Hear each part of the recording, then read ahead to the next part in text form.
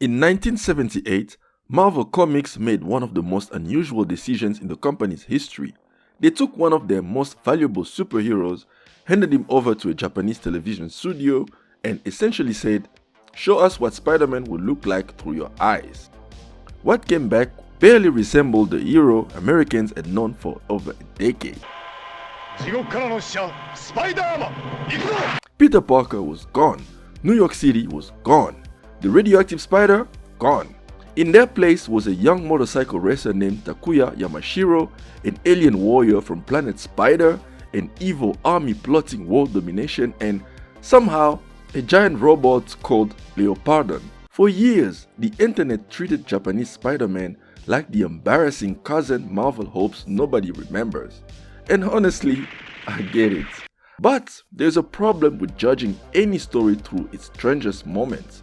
People ask, why is Japanese Spider-Man so weird?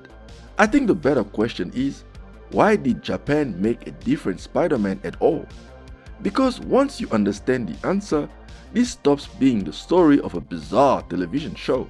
It becomes the story of one of the most fascinating cultural exchanges in comic book history. Today, it's difficult to imagine a world where Spider-Man isn't everywhere, but in the late 1970s, that global dominance didn't even exist yet. Naturally, Marvel wanted to grow beyond America. After all, every publisher dreams of creating characters that belong to the world. But crossing borders isn't as simple as translating dialogue. Stories don't travel by themselves. Culture travels with them. The 1970s were an extraordinary period for Japanese entertainment. Manga had become a cultural force unlike anything the West had ever seen. Anime was rapidly evolving into an art form that would eventually influence the entire world.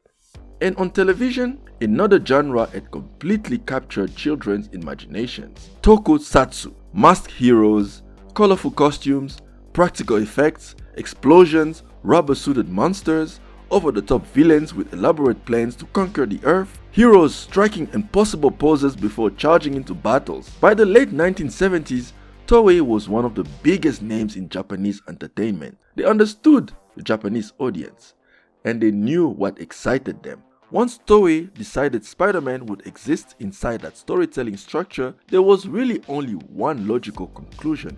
Toei had not misunderstood Spider-Man at all. If anything, they understood one of the hardest truths about storytelling. A character is not defined by the details that never change. A character is defined by the ideas that survive change.